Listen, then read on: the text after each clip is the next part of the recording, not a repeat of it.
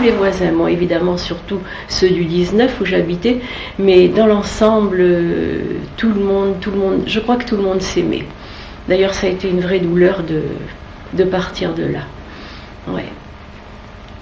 Je me souviens, là je saute un petit peu du coq à l'âne, mais quand mon mari est décédé, bon évidemment j'ai eu énormément de témoignages d'amitié, mais celui qui m'a le plus frappé et le plus ému, c'est le geste de ce voisin turc qui revenait de Turquie après ses vacances.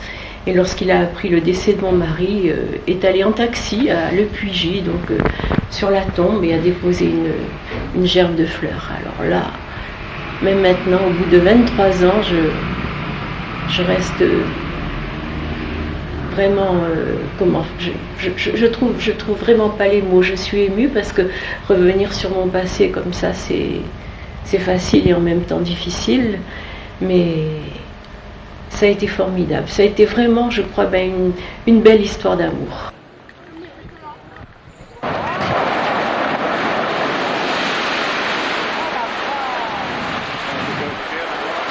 Je suis arrivée au mois de décembre, la neige, le froid.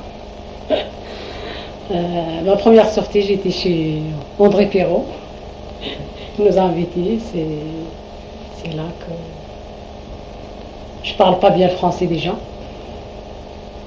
Avant, je ne sais même pas des rameaux, malgré les voisins qui sont gentils, qui sont sympas. On se croise, bonjour, mais pas beaucoup de choses à raconter. Mais quand même, j'ai gardé un beau souvenir de la Rue d'Amsterdam.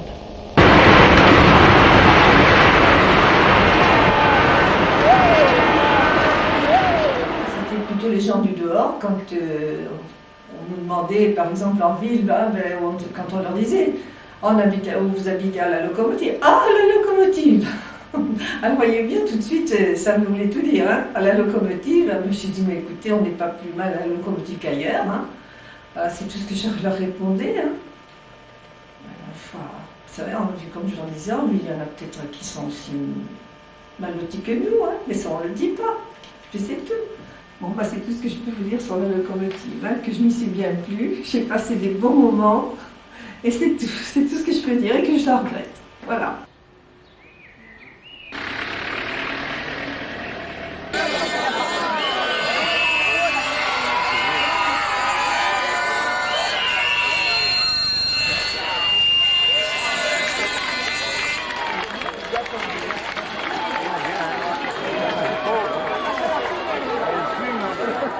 La tristesse, oui, sur le coup, en voyant partir le bâtiment, mais aussi, moi je pense, j'ai essayé de relativiser tout cela parce que, bon, ce n'était qu'un bâtiment quand même, hein, ce n'était qu'un bâtiment, un artifice créé de la main de l'homme. Si l'homme lui-même un jour peut mourir, pourquoi pas les objets qu'il construit. La locomotive a été un passage pour moi. Je sais que j'aurai encore d'autres passages.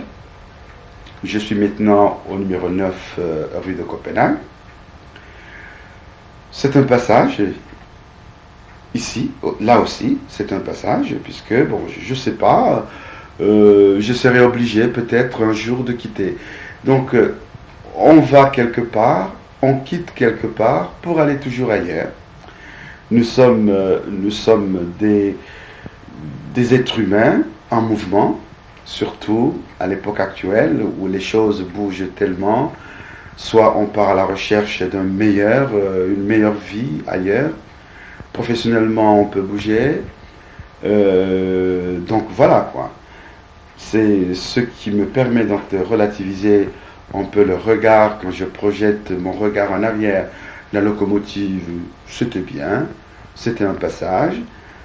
La locomotive est partie, il faut oublier maintenant.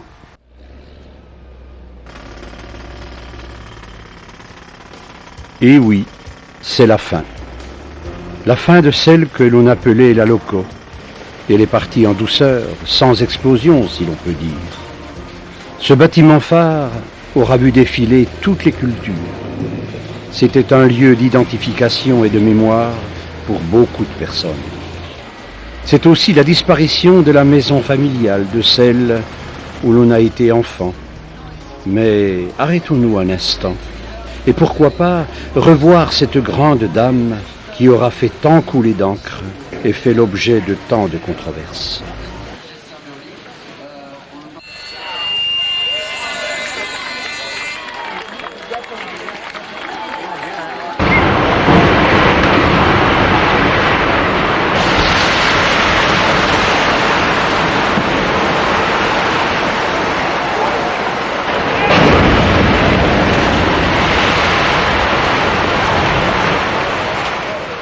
Hommage à la loco.